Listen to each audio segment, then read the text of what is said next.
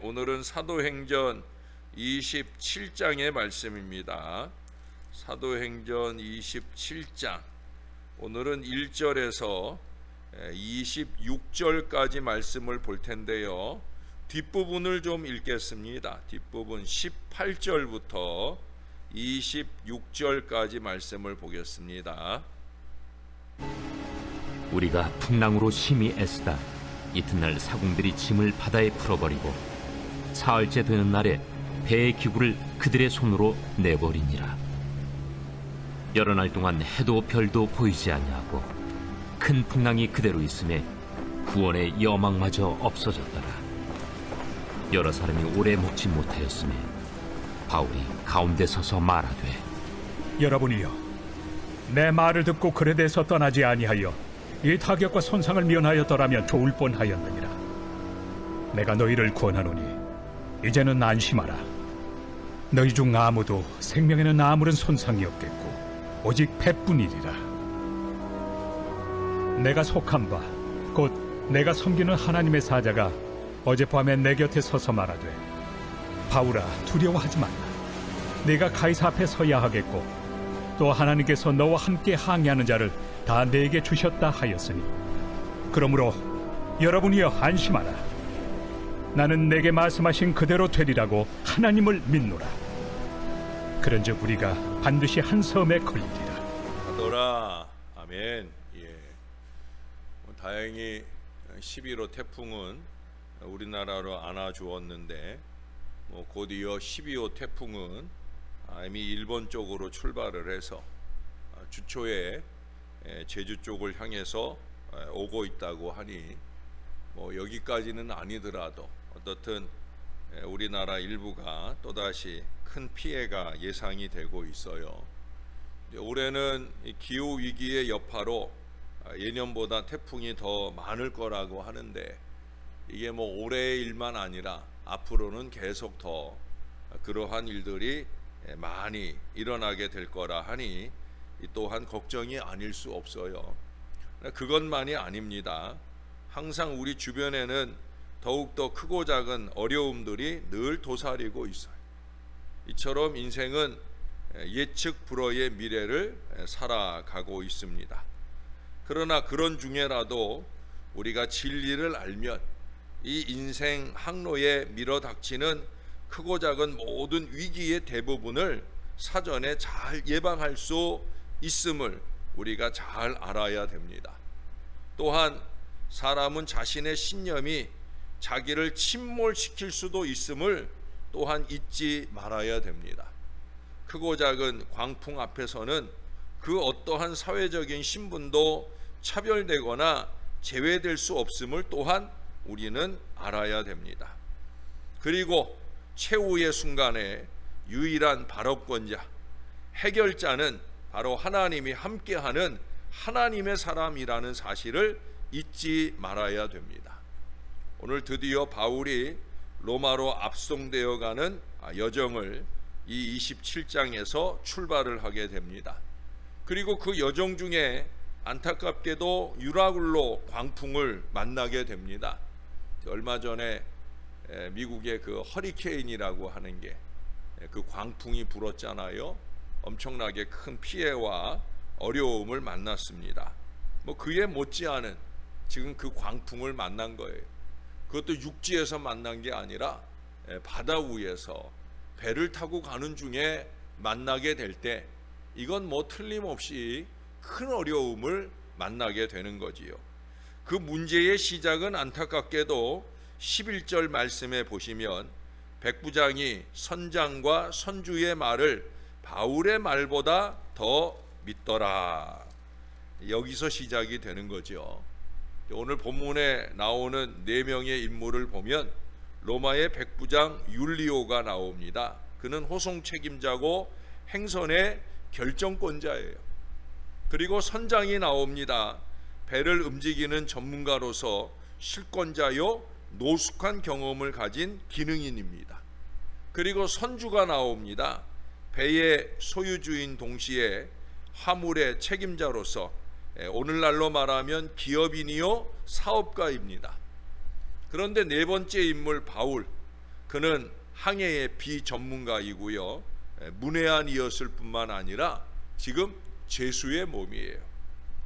그래서 10절에서 바울이 뭐라 그럽니까? 잠깐만요, 죄송해요. 10절에서 바울이 여러분이요, 내가 보니 이번 항해가 화물과 배만 아니라 우리 생명에도 타격과 많은 손해를 끼치리라 권했지만, 이 바울의 영적인 해안을 모르는 이 백부장은 선장, 선주 그들의 말을 더 믿는 것은 상식적으로 타당한 것으로 보여지기도 합니다. 또한 바다를 내다보니 남풍이 순하게 불었으므로 출항하여 행선하자는 그 결정은 그들로 하여금 더욱 모순 없는 합리적인 것이요 합당한 판단으로 여기게 되어집니다. 그러나 그들은 얼마 못 가서 유라굴로 이 광풍을 만나게 되었습니다. 오늘날 현대가 하나님의 사람들의 말을 경시하곤 합니다. 세상에서 그러는 건 뭐 그럴 수 있다 하지만, 기도할 때마다 우리가 교회를 뭐라고 표현해요? 구원의 방주 그러잖아요. 구원의 방주.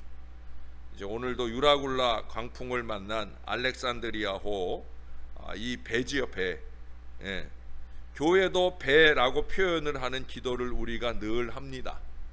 그런데 그 교회에서도 다른 것도 아니고 성경에 입각한 우리 하나님의 말씀을 무시하고 외면하는 일들이 너무나 많아요. 사실 말씀은 우리 믿음의 근거이잖아요. 오늘 바울이 25절에 그러잖아요.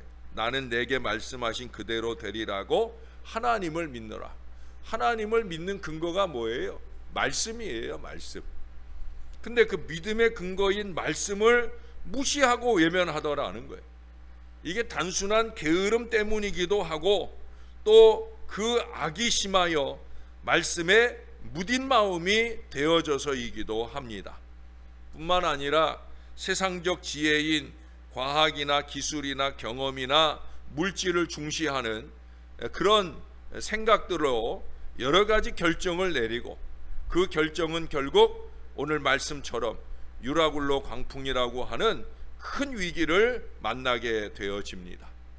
개인적으로도 자신의 경험이나 생각을 내세우고 기술을 사랑하며 이기적이고 타산적인 욕망을 앞세워 영적인 판단을 경시함으로 개인과 공동체를 어려움으로 몰아가는 그런 풍랑을 불러들이는 경우가 많이 있다는 거예요. 정말로 풍랑이 일어나서 풍랑을 만나는 게 아니라 우리 어리석음이 스스로 풍랑을 일으키는 이런 무지몽매한 일들을 많이 행하게 된다는 거예요. 여러분, 이 유라굴로 강풍 앞에서 보십시오. 그렇게 큰 소리 치던 이 선장의 기술도 손을 놓아야 됐고요, 선주의 돈도 무력해지는 걸 보게 됩니다. 백부장의 권력도 무릎을 꿇었고요, 군인들의 군사력도 헛것이 되는 걸 보게 됩니다. 무리를 목적지에 이르게 하는 것은 이런 인간적인 요소들이 아니더라는 거예요. 세상의 힘, 사람의 능력은 다 한계가 있더라는 거예요. 오히려 그들은 결정적인 위기 앞에서 잠잠할 수밖에 없었습니다. 하나님의 사람의 말을 무시한 결과의 종합은 어떻습니까? 화물과 배의 기구를 바다에 다 버려야 했어요. 그야말로 선주는 큰 피해를 보게 된 거죠. 인간은 손을 놓고 말았으며 오랫동안 먹지 못해서 그들은 다 기진하여 죽을 지경에 이르게 되었어요. 해와 별조차 보이지 아니했고요, 이전에 큰 소리 치던 사람들은 잠잠해지고 이제 해결을 위한 발언권자가 아무도 없는 지경에 이르게 되었습니다. 그야말로 손을 쓸 아무 도리가 없게 된 거예요. 이는 영적인 불순종에 대한 위험을 경고하는 말씀이고요, 인간의 나약함을 확인시켜주는 교훈이 아닐 수 없습니다. 알렉산드리아호의 모든 상황이 다 끝났을 때 샛별처럼 떠올라 새로운 상황을 전개시키는 사람이 오늘 본문 우리가 읽은 부분에 나타납니다. 바로 그가 하나님과 교통하는 하나님의 사람 사도 바울입니다. 모든 사람들이 자신만의 생명을 위하여 사투하고 있을 때 다른 사람들을 걱정하고 이웃을 위하여 기도하는 영적인 사람, 신령한 사람, 그가 최후의 발언권자가 될 수 있는 겁니다. 뭐 말만 그럴듯하게 하는 그런 사람이 아니에요. 말에 책임을 지는 거죠. 아니, 하나님께서 책임을 져주십니다. 왜 그렇습니까? 그는 살리는 말을 하니까. 그는 하나님의 말씀을 대언하는 사람이니까. 이미 지난주부터 자주 말씀드린 대로 25절에 여러분이여 안심하라, 나는 내게 말씀하신 그대로 되리라고 하나님을 믿노라. 오늘 바울이 발언을 시작하면서 안심하라, 두려워하지 말라, 이 말을 3번 합니다. 안심하라, 두려워하지 말라, 안심하라. 그렇게 말하는 근거는 뭡니까? 하나님의 말씀이에요. 그리스도인들은 어떠한 사람이 되어야 되겠습니까? 풍랑을 만나 위기 가운데 처해 있는 내 주변의 이웃에게 소망이 있음을 말하며 손을 잡고 함께 갈 수 있는 믿음의 사람이 되어야 합니다. 예수님 믿는다면서, 예수님을 위한다면서 자꾸 부정적인 말이나 하고 절망을 부추기고 소망 없는 태풍에 앞장서며 예수 소망 없는 태도에 앞장서며 예수 없는 사람처럼 살면 안 된다는 거예요. 그렇게 사는 이유는 다른 데 있지 않아요. 하나님의 말씀을 믿지 못한다는 거예요. 믿음의 근거가 흔들리고 있다는 거예요. 여러분, 우리는 완전한 해결자 예수님의 사람들이에요. 하나님께 무릎 꿇고 우리 하나님이 주시는 환상을 보며 하나님께 받은 감동의 말씀대로 나는 내게 말씀하신 그대로 되리라고 하나님을 믿노라 할 수 있어야 되는 거예요. 핑계나 세상적인 지혜로 사는 사람이 아니라 하나님의 말씀대로 사는 사람이어야 된다는 거예요. 그러려고 하면 하나님의 말씀을 읽으면서 하나님의 말씀을 들으면서 또한 내 마음을 감동하시는 하나님의 뜻에 귀 기울일 수 있어야 되는 거예요. 제가 아마 한 번쯤 소개했을 거라 생각이 드는데 윌리엄 보덴이라는 사람이 있어요. 1904년 시카고에서 고등학교를 졸업하던 해 그는 큰 낙농장의 법적인 상속인으로 이미 백만장자가 되어 있었어요. 그의 부모는 그에게 세계 일주를 시켰어요. 견문을 좀 넓혀서 그에게 주어진 재산들을 잘 활용해서 큰 인물이 되길 바라면서 세계 일주를 시켰어요. 그래서 그는 전 세계를 일주합니다. 그러던 중에 아시아를 가고 중동을 가고 하는 동안에 그는 고통받는 많은 사람들을 직접 눈으로 봅니다. 그러면서 그 마음에 감동을 받아요. 하나님이 보게 하셔서 보니까 그들을 위하여 자기가 할 일이 무엇일까? 그들을 위한 자기의 짐을 깨닫게 되어집니다. 그래서 집에다 편지를 써요. 나는 앞으로 나의 일생을 복음 전파 사업과 어려운 사람들을 돕는 일에 나의 일생을 바치겠습니다. 집에서는 큰 일이 났죠. 그러나 그는 자기 성경 뒷표지에 이렇게 적었습니다. 지체할 수 없음. 그리고 그는 가던 여정을 끝내고 속히 귀국하자마자 프린스턴 신학교에 입학을 하고 공부를 다 마치고 중국에 있는 회교도들에게 복음을 전파하기 위해 먼저 그 선교 준비를 하려고 이집트로 가게 되어집니다. 이집트에 도착해서 그는 성경 뒷장에 다시 한번 적습니다. 후퇴는 없다. 왜 그렇게 적었냐면 그 이집트까지 가는 길도 힘들더라는 거예요. 이제 중국까지 가기 위한 준비를 하는 것도 힘들더라는 거예요. 그래서 그만할까 하는 마음이 아마 일어났었는데 그 마음에 대해서는 노 하고 그의 마음을 처음 감동하신 그대로 첫 마음을 놓치지 않기 위해 후회는 없다라고 적고 그렇게 열심히 준비합니다. 그런데 그만 그는 그곳에서 뇌망염에 걸리게 되고요. 한 달도 못 돼요. 주님의 부름을 받게 됩니다.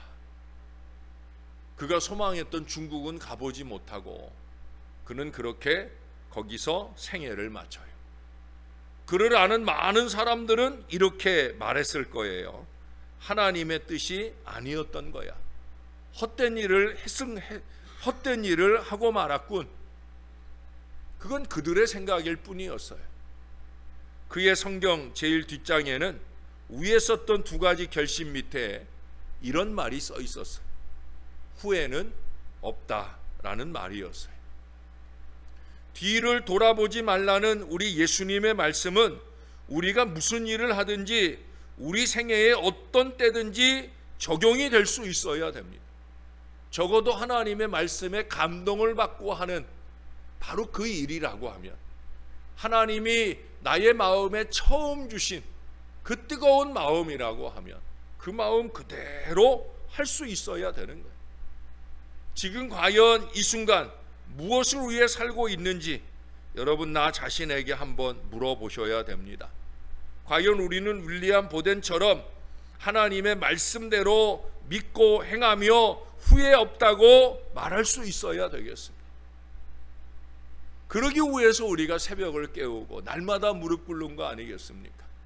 저와 여러분이 꿇는 무릎이 헛되지 않도록 우리의 귓가에 올려주시는 하나님의 말씀이 헛되지 않도록 우리의 마음에 다시 한번 단단하게 나는 내게 말씀하신 그대로 되리라고 하나님을 믿노라. 이 믿음을 가지고 힘있게 전진하는 하나님의 사람들이 다 되시기를 우리의 구주 되시는 예수님의 이름으로 간절히 축원합니다. 기도하겠습니다. 좋으신 아버지 감사합니다. 9월의 첫 주일을 지나고 또 한 주간의 첫 새벽을 깨웠습니다. 주님의 은혜 안에 주님의 말씀에 의지하여 이 새날을 출발합니다. 주님이 도와 주실 줄로 믿습니다. 우리의 마음 가운데 크고 작은 많은 어려움을 만날지라도 안심하는 마음을 주시옵소서. 우리 하나님이 우리에게 말씀하신 그대로 되리라고 믿는 믿음 가운데서 나도 안심을 할 뿐 아니라 나의 든든한 믿음으로 내 곁에 걱정하고 염려하는 사람들에게 안심하라고 두려워하지 말라고 말해줄 수 있는 사람이 되게 하여 주시옵소서. 하나님, 크고 작은 어려움 앞에 의심하게 되면 우리는 낙심에 빠질 수밖에 없습니다. 그러나 크고 작은 어려움을 만날지라도 하나님을 향한 믿음의 마음을 가지면 우리는 안심하고 은혜의 항해를 힘있게 나아가게 될 줄로 믿습니다. 올해 남은 넉 달 동안도 앞으로 남은 우리의 인생 여정도 어제 들은 말씀처럼 예수님을 위하여 아름답게 살아가는 믿음의 항해를 힘차게 전진할 수 있도록 말씀대로 말씀에 의지하여 기도의 그물을 내릴 줄 아는 신령한 사람들 다 되게 우리를 붙들어 주시옵소서. 세상적이고 세속적이고 육신적이고 부정적이고 과거지향적인 모든 것들은 버리고 우리 하나님이 우리의 마음을 감동하시는 그 은혜대로 사는 하나님의 사람, 그런 사람들로 넘쳐나는 새벽재단이 되게 하시고 신월 제일교회가 되게 하시고 열리는 교회가 되게 하시고 우리가 섬기는 모든 재단들이 되도록 축복해 주시옵소서. 감사합니다. 예수님의 이름으로 기도합니다. 아멘.